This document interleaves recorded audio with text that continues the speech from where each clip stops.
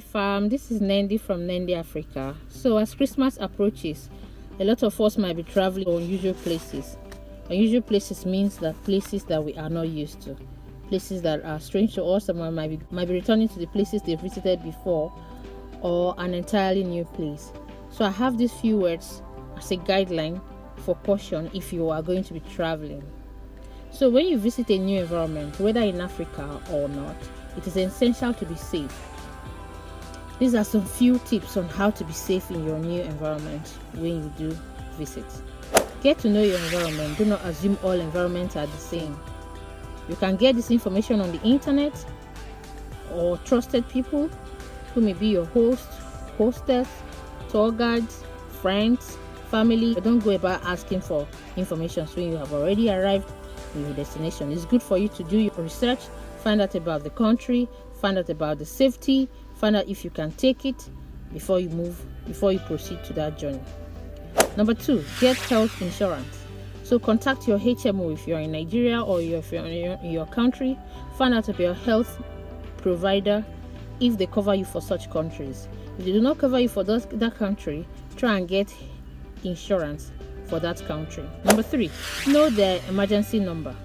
So if you're traveling to some countries, the emergency number is 911, 999, as the case may be. Find out about these dial emergency numbers. Number 4, get safe accommodation.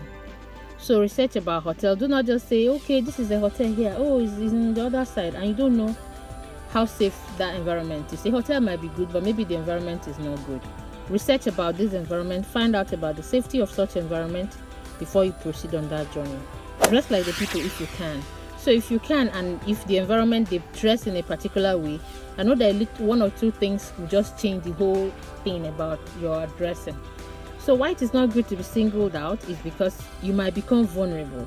Yes, in some places, if you're singled out, in some places that are extremely friendly, singling you out may mean giving you more help, assisting you, but also know that it may also make you more vulnerable. So try and throw one or two things that may just change the whole thing. It could be just a scarf, it could just be a dress, it could just be a flat, it could just be a heart, it could just be shoes. Yes, shoe can make a whole lot of difference. So try and make such amendments. Be flexible about dressing, so that you will not be singled out. Number 6, do not draw attention to yourself by using excess jewelries. So let your jewelries be moderate. You will land in the aircraft with all sorts of accessories when you don't even know the safety of such environment. As a matter of fact, some people just wear fake. What I mean is they just use knockoff when they travel. So if you have your Rolex wristwatches at home, you can keep it and just take your knockoff. You are going to a new environment, nobody knows you. They may not even care about your status in your new environment. So as a bonus, some people just use knockoff when they travel. Avoid discussing politics in public places. Say for example, you're coming to Nigeria for the first time, and what you're saying is, Buhari is good, Buhari is not good. You can only discuss politics with people you even know their temperament. Don't discuss politics in the public. Get this strict with your phones. So if you're traveling, be suspicious until proven innocent. Yes, when you're traveling, make sure you guide your things, your accessories, keep them discreet, safeguard them. Not step into a country and then bring out your golden iPhones. Show off your environment before you pull out your gadgets. Be extra careful when you visit the markets, bus stations, train stations, cinemas, and other public places, including religious places. Pickpockets, they are universal. They are not common to anybody. It's in every continent, it's in every country. Do not use ATM in the shadowy places. So don't use ATM at night. Move on when you notice unusual movements around you. Do not discuss monies and businesses in the public places. For example, you're in a bus and you are saying, transfer that $1 million. Let that $1 million is mine. I'm going to share it. Nobody needs such information while you're in a strange place. You can only discuss that in your room. Leave your properties in the car trunk, out of the public view when you're driving, especially when you're in traffic. Imagine you driving in the public and what you have is your packet of Rolex,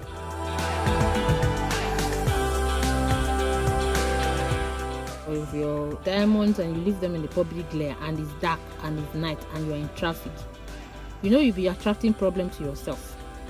So leave your stuff in the car trunk. Nobody sees it. Let your seats be clear and keep them safely in your trunk. Maintain a trailing distance if you're driving. Take time to know the rules. Don't drive bumper to bumper if you're in a new environment. Avoid night movement. If you're caught up at night, use a registered or familiar driver. So if you go to, maybe you travel to a place and you are caught up in the night, please use only, if you can't sleep in that place where you are, and if there's any reason why you have to go back to your hotel or go back to your host, please use registered driver, use company driver or very familiar driver. Maybe you may have to call them to send their driver to you. Don't go out there and stand and wait in the dark waiting for a random taxi or bus. Learn a few words from the new language.